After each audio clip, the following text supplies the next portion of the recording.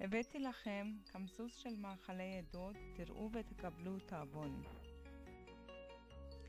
זה המאכל האהוב אליי מעדה פרסי שמאוד מפורסם, קוראים לו גורמה סבזי. מתן אוהב ימי שישי להגיע להורים ולאכול קובה של סבתא. שרון אוהבת סלטים שעשויים בבית, השולחן מאפיין את העדה המרוקאית. אולה אוהבת כל מיני סוגים של הפיצה, בעצם היא חיה על הפיצה.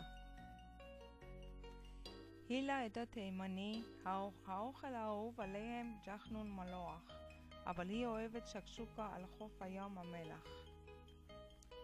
מסעדה אוהבת את המאכל המרוקאית שעשויים מעוף, ירקות ואורז, שמכניסים בסיר לתוך המדורה.